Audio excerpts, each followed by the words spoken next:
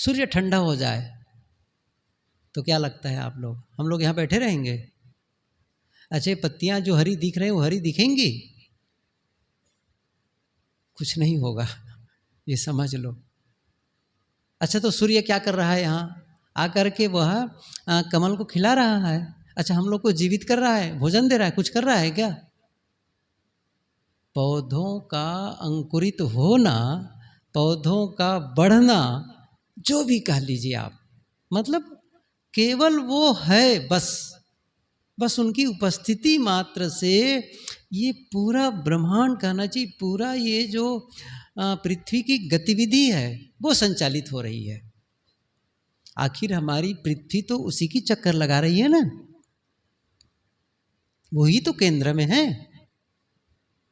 और ये सब तो उसके एक बस 365 दिन में एक चक्कर लगाना ही इसको है। और ये सारे ग्रह नक्षत्र उसी के उसमें घूम रहे हैं एक वर्तुलाकार। अब क्या कर रहा है सूर्य आ करके? कुछ किसी पृथ्वी को धक्का दे रहा है क्या? कुछ नहीं, बस है। उसके होने मात्र से सब कुछ हो रहा है, सब कुछ हो रहा है। ऐसे ही उस आत्मा की उपस्थिति से हमारे शरीर की जो धमनियां हैं, रक्त प्रवाहित हो रही है, हृदय पंपिंग कर रहा है, वह फुसफुस मतलब वो काम कर रहा है, फेफड़ा काम कर रहा है, किडनी काम कर रही है, हर अंग प्रत्यंग सब कुछ। क्यों? वो है, आत्मा है। जब निकल गया, वही तो साहब कह रहे हैं ना, जा दिन निकल जाएगा जीव तन से, नहीं कर्म होते न इंद्री न मन से। वो स्वयं अकर्ता है, बस वो है, वो है, बस उससे सब गतिविधि होता है।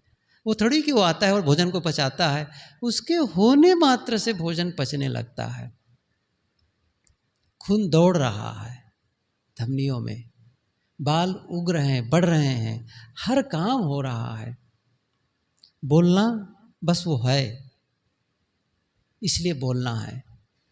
तो उस आत्मा का केवल ज्ञान, बस मैं हूं। अच्छा, ज्ञान क्यों? ये भी थोड़ा समझ ले, ज्ञान क्यों ना करो? ज्ञान साहब ने बहुत अच्छी बात कही है। साहेब साहेब सब कहें मोही अंदेशा, और साहेब से परिचय नहीं बैठोगे कहीं ठौर। वो साहेब, वो स्वामी परिचय है, और उसका परिचय नहीं होता है तभी तो भटकता है मन, तभी तो जा रहा है। सुख वहाँ है, शांति वहाँ है, स्वर्ग जाना है, ब्रह्म मिलेगा, परमात्मा मिलेगा, तब सुखी हो जाऊंगा। आत्मबोध होने पर सब भटकाव खत्म। और एक कड़वी बात कह दूं, अनसुहाती बात, यदि अभी भी बाहर की आकांक्षा है, इसका मतलब है आत्मबोध नहीं है। बस राग तहां तक जानिए, नहीं कैसे आया है, तहां तक राग अंधे, अबोध तहां तक जानिए। ये है सदगुरु विशाल देव की पंक्ति। अबोध तहां तक जानिए जहां तक राग अंधेरी, त्याग भयो जब ताही को तभी भयो सबेरी। बहुत विदग्धात्मक पंक्ति है। हम क्या करें, मुझे आत्मबोध है, आत्मबोध नहीं है, जानकारी है, सुन करके, पढ़ करके, तर्क से थोड़ा समझ रहे हैं, भाई हाथ नहीं रहेगा तब भी मैं हूँ, आँख नहीं है तब भी मैं हूँ, खून नहीं हूँ, ये सब हम तर्क करते हैं। कुछ नहीं है ये कुछ भी काम आने वाला नहीं है। साहब ने क्या कहा, अबोध तहां तक जानिए जहां तक राग अंधेरी, राग की अंधियारी है। राग का मतलब आकर्षण, कहीं से मिलने की आकांक्षा, सुख मिलने की, चाहे वह पदार्थ से चाहे वो प्राणी से, आकर्षित हो बाहर प्राणी, और वो तो लौकिक है, लेकिन पारलौकिक सुख की भी आकांक्षा है। किसी लोक लोकांतर में जाने की आकांक्षा है, वहाँ सुखी रहूँगा, उस परमात्मा के मिलने पर, ये जो आकांक्षा है, क्यों है? अबोध के नाते, अबोध के नाते, बस इसलिए आत्मबोध, इसलिए आत्मज्ञान की जरूरत है, बस इसलिए जरूरत है, ताकि वो भटकाव न रहे, वो भटकाव न रहे कि हम बाहर, अच्छा कैसे भटकेगा? आप सोचो, यहाँ पर क्यों भटक रहा है मन? कहीं तो जुड़ा है वहाँ से, कुछ तो आशा है उनसे, इसलिए बार बार जा रहा है। क्यों जा रहा है? जब आपको ये आशा हो कि बाहर कुछ नहीं मिलने वाला है, ये भरोसा हो, तो आप क्यों जाएंगे? जैसे एक बड़ा सरल उदाहरण बताऊं, आपको सामान लेने जाना था बाजार, है ना, सामान लेना था, लेकिन आपको क्या पता चला, आज तो वहाँ पर लॉकडाउन है, आज तो बाजार की बंदी है, जो भी बाजार में जाता है उसको गिरफ्तार कर लिया जाता है, कुछ नहीं मिलने वाला है। क्या पता चला?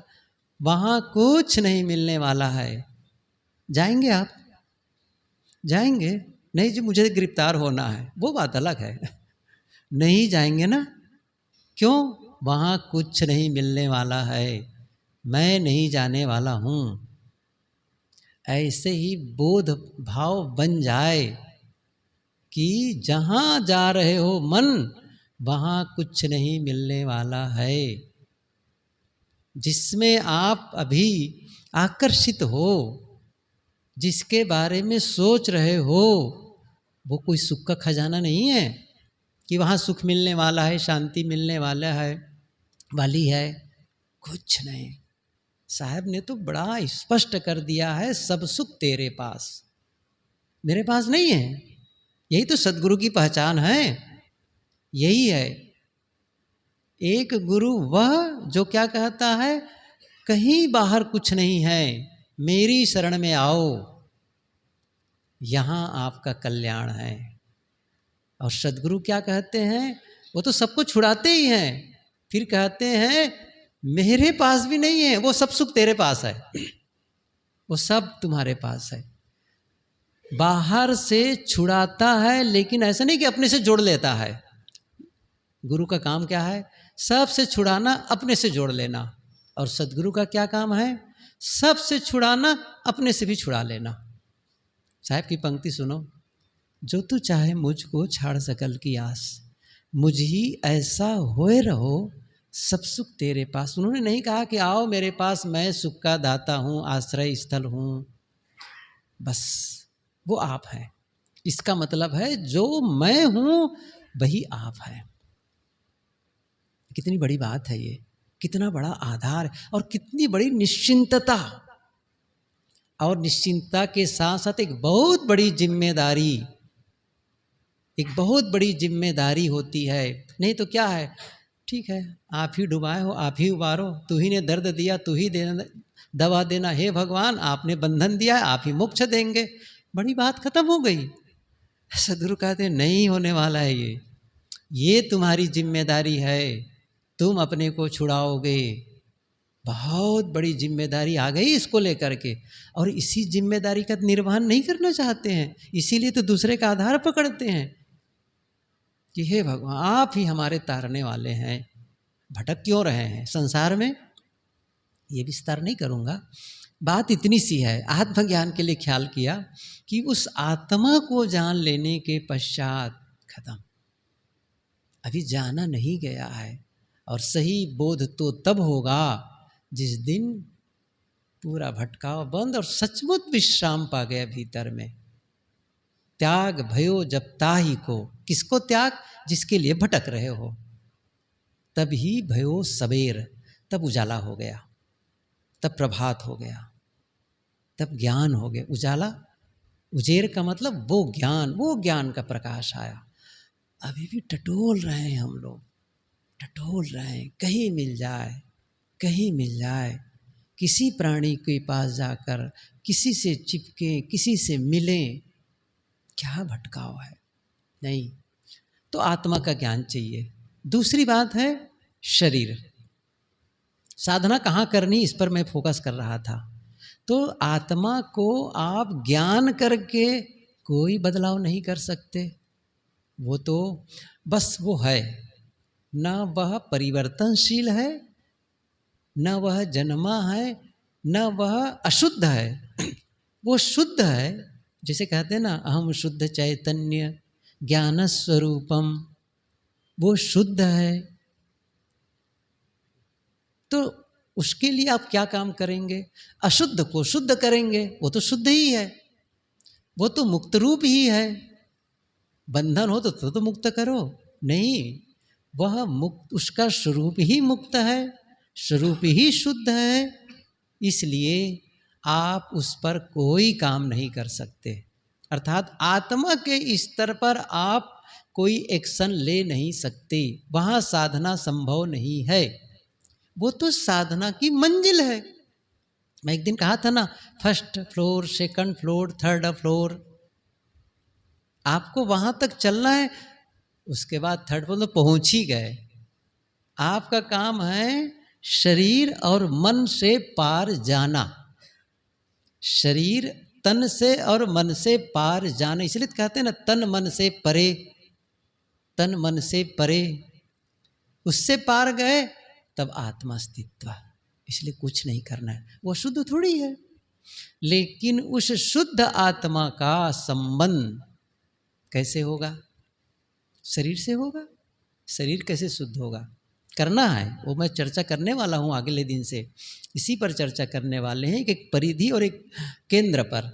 लेकिन आज तो इतनी सी बात समझ ले पहले कि शरीर के स्तर पर क्या साधना होगी। क्या शरीर से साधना संभव है? शरीर को क्या कर सकते हैं? शरीर का, आप शरीर का स्वभाव क्या है? देखो, मैं आत्मा के बारे में बताया, अब शरीर के स्वभाव को समझो। शरीर है परिवर्तनशील, शरीर है परिवर्तनशील, निरंतर बदल रहा है। हमारे चाहने से नहीं, हमारे चाहने से नहीं। शरीर का स्वभाव है बदलना, आत्मा का स्वभाव है न बदलना। एकदम भिन्न है दोनों। आत्मा अपरिवर्तनशील और शरीर परिवर्तनशील। तो परिवर्तन को आप रोक नहीं सकते ज्ञान से, परिवर्तन को ज्ञान से रोक नहीं सकते कि तुम अपरिवर्तित न हो। ऐसा नहीं होगा, नहीं होगा। शरीर से आप साधना का मतलब होगा कि आप शरीर का संयम कर सकते हैं। ये साधन है ना, साधन। इस साधन को सही तरह से बनाए रखना है। क्यों बनाए रखना है? क्योंकि इससे हमें साध्य तक पहुंचना है। इससे हमको सिद्धि प्राप्त करनी है, इस साधन से। इसलिए क्या करना है?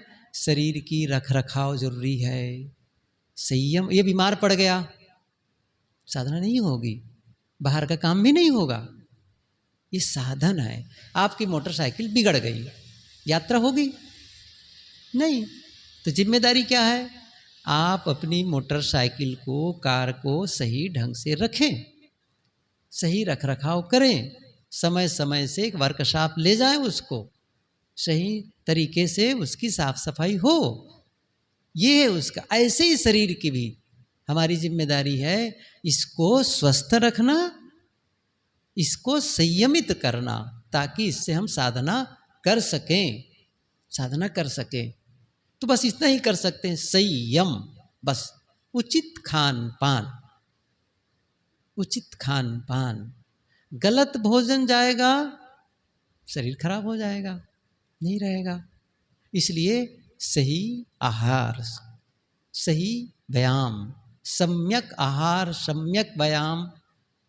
ये बौद्ध परंपरा में चर्चा चलती है, अष्टांगिक मार्ग है, वो आप लोग पढ़ लेंगे। बस यहाँ इतनी सी ध्यान रखें, शरीर का परिवर्तन आपके ज्ञान से रुकने वाला नहीं है। चाहे आप जितना इस पर कुछ भी काम कर लो, बहुत नहीं कर सकते। बहुत जतन कर लो, ये न परिवर्तित हो, ये सुंदर दिखे, ये जवान बना रहे, बाल न पके, आँख कमज़ोर न हो, नहीं होने वाला है। साहब की पंक्ति याद करो, कोटिन यतन करो यह तन की अंत अवस्था धूरी। करोड़ों यतन करो, इसको धूल में समाना ही है। इसलिए एक ही काम, संयम, शरीर के प्रति संयम, इसको साधना योग्य बनाए रखो। साधना कहाँ होती फिर? तो एक तरफ आत्मा, दूसरी तरफ शरीर, बीच में कौन बचा? मन। ध्यान दो, बीच में बचा मन। यही सबसे ज़्यादा महत्वपूर्ण है। मन ही परिवर्तन, मन का ही परिवर्तन संभव है इच्छा के अनुसार। ये ध्यान दो, मैंने क्या कहा? इच्छा के अनुरूप शरीर का परिवर्तन नहीं होगा, लेकिन आपकी इच्छा के अनुरूप, आपके ज्ञान के अनुरूप मन का परिवर्तन होगा। अर्थात आप अपने मन को वैसा बना सकते हैं जैसा आप चाहते हैं। और साथ साथ ये भी बता दूं, आप अपने मन के अनुसार बना लिए, आप अपने अनुसार मन को बना लिए, इसका मतलब आपने अपने अनुसार जीवन को बना लिया, क्योंकि मन ही जीवन है। क्या कहा? मन ही जीवन है, अलग नहीं है। देखिए, जीवन को समझने के लिए अलग अलग एंगल है, अलग अलग ढंग है, अलग अलग तरीके हैं। मैं जिस तरीके से कह रहा हूं वह मन ही जीवन है। शरीर जीवन नहीं है, वो तो मिला है और छूट जाएगा। मन जीवन है। क्यों मन जीवन है कह रहा हूं? यदि आप अपने जीवन को बदलना चाहते हैं तो किसको बदलेंगे? हम जीवन को बदलना चाहते हैं ना, तो किसको बदलेंगे? अच्छा, घर बदलेंगे तो जीवन बदलेगा। अच्छा, गाड़ी बदल देंगे तो, अच्छा कपड़ा बदल देंगे तो, समझ रहे हैं ना? मन बदल देंगे। मनुष्य का मन ही मनुष्य है, मनुष्य का मन ही मनुष्य है, क्योंकि मन को बदल देने पर मनुष्य बदल जाता है। मन, मनन, गुरुदेव जी से सुनते थे हम लोग, मननात् मनुष्य, मननात्, जो मनन करे, मनन मन से, मन से। मनु, हम लोग मनु की संतान है क्या? मन, मनुष्य में मन शब्द बहुत महत्वपूर्ण है। मन, वो मन जिसके बारे में साहब ने कहा है, इसी मन की साधना की साहब ने बातें कही है। उस मन को साधना है, उसी मन को, जो मन आप हैं। आप, मन का मतलब जो दोनों को जोड़े है, दोनों को, ये बीच का है, बीच का। एक तरफ शरीर है, दूसरी तरफ आत्मा है, या संसार कह लो। गुरुदेव जी उदाहरण दिया करते थे, नदी के दो तट है, उसको पुल से जोड़ा जाता है। कागज के दो पन्नों को जोड़ने वाला होता है गोंद, ऐसे ही शरीर और आत्मा को जोड़ने वाला है मन। बस साधना क्या है?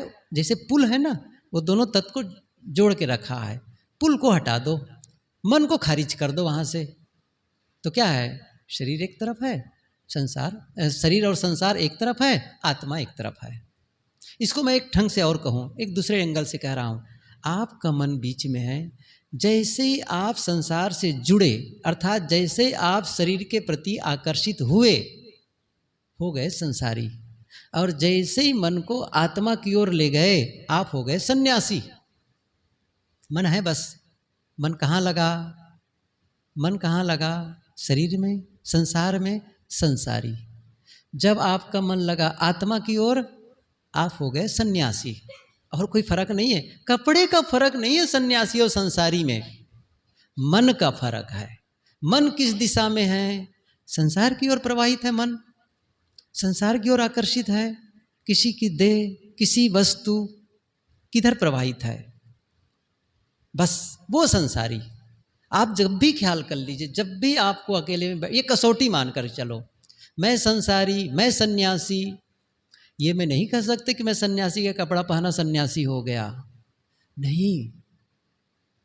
और आप नहीं कह सकते मैं संसारी का कपड़ा पहना इसलिए संसारी हो गया। आप सन्यासी हो सकते हैं उसी कपड़े में। कब? जब आपका मन आत्मा की ओर प्रवाहित हो, ऊपर की ओर उठे हो। क्या आत्मा के काम में लगा है? क्या वह आत्मानुसंधान कर रहा है, आत्म स्थिति की ओर गतिमान है? फिर वो सन्यासी। और यदि आप, ये एक बहुत कठोर बात सुन लीजिए, यदि आप आत्मा के काम में नहीं लगे हैं, तब आप निश्चित मानकर चलिए आपका मन संसार के काम में लगा है। आप थोड़ा सा भेद है इसको समझने में। आप संसार का काम का मतलब ये मत समझिए जैसे आपने अपने जीवन निर्वाह के लिए काम किया, ठीक है, वो जरूरी है। क्यों जरूरी है? मैंने कहा ना, ये साधन है, तो साधन को भोजन चाहिए, कपड़े चाहिए, रहने की जगह चाहिए। अब उसकी व्यवस्था कर रहे हैं। क्यों? ये परमार्थ के लिए है। एक चीज हमेशा फोकस रखें दिमाग में, आपका व्यवहार किसके लिए समर्पित हो? परमार्थ के लिए।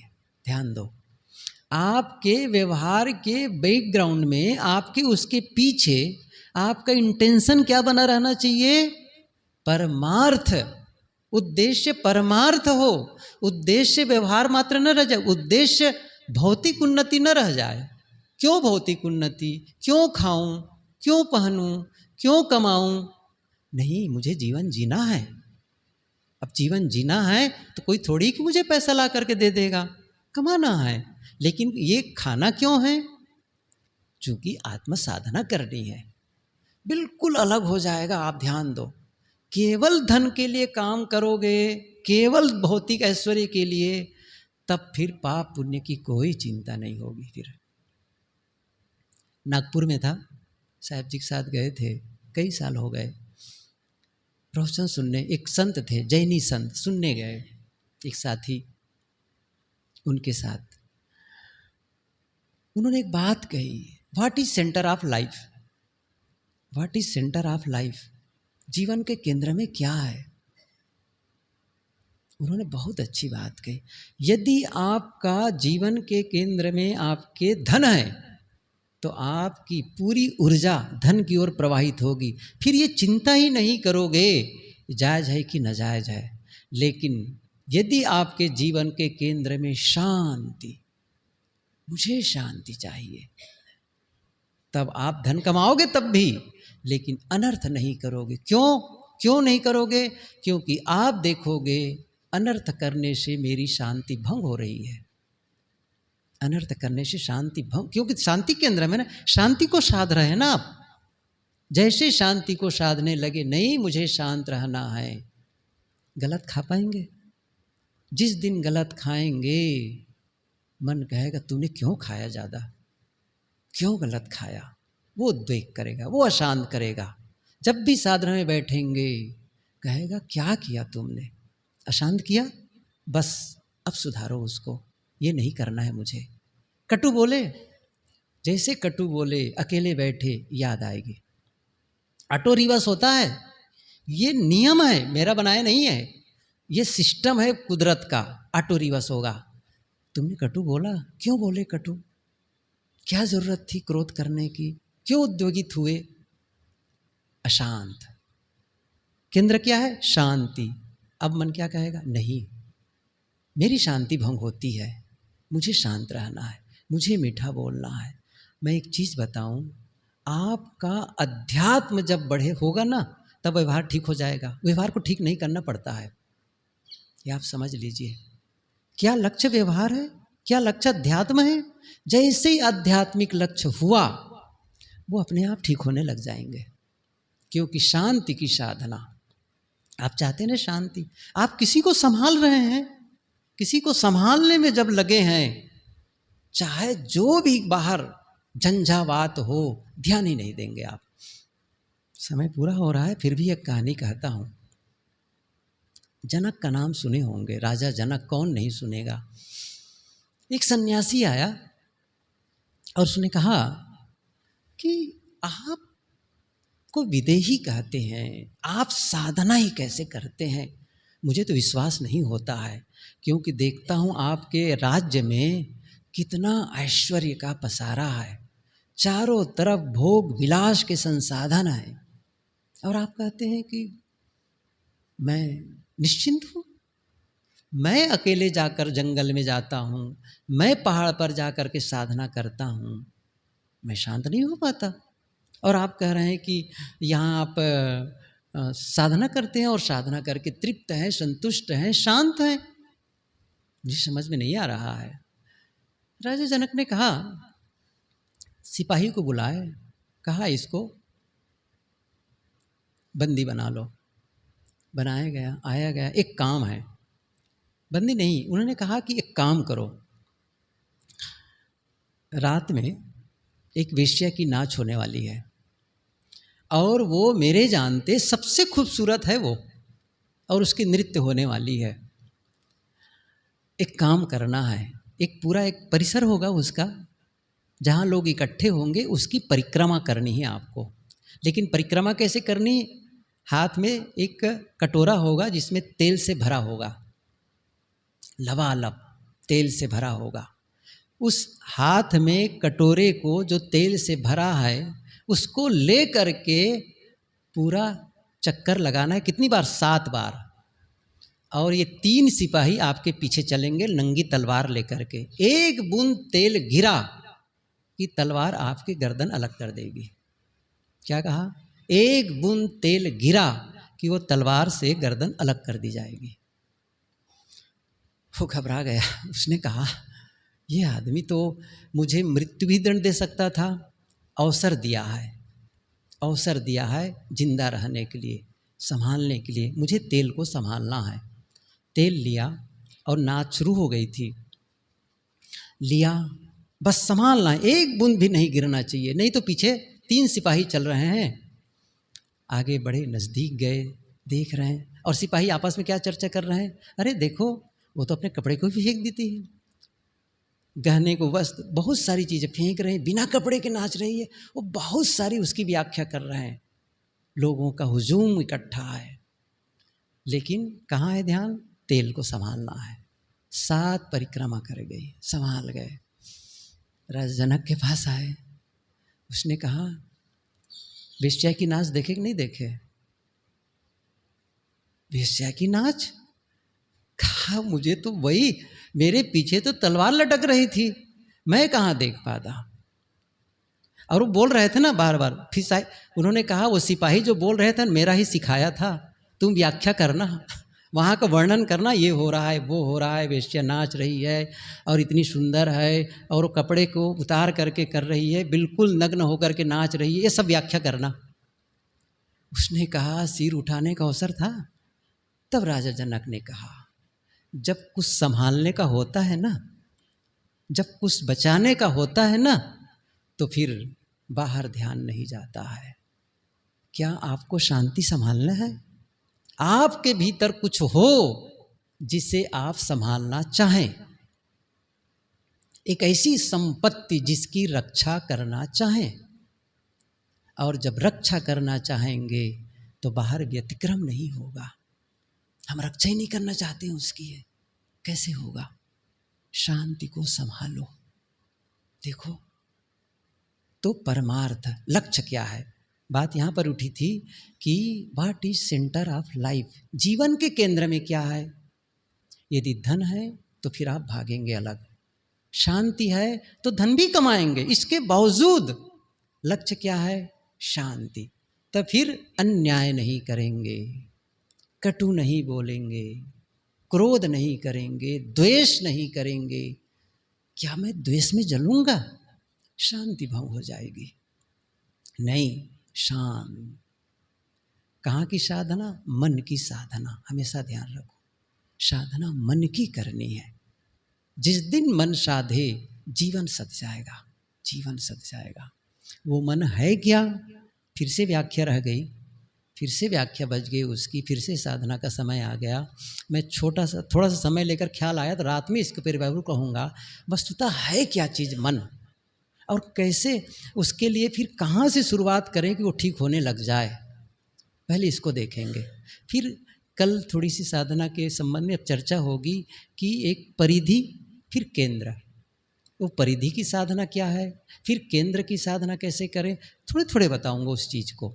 लेकिन मैं इसलिए बताना चाहता हूँ कि आप कम से कम ये साधना में के बारे में समझ तो जाएं, और आप यहाँ नहीं तो घर में बैठकर करें, वो क्लियर होना चाहिए, मन में स्पष्ट होना चाहिए।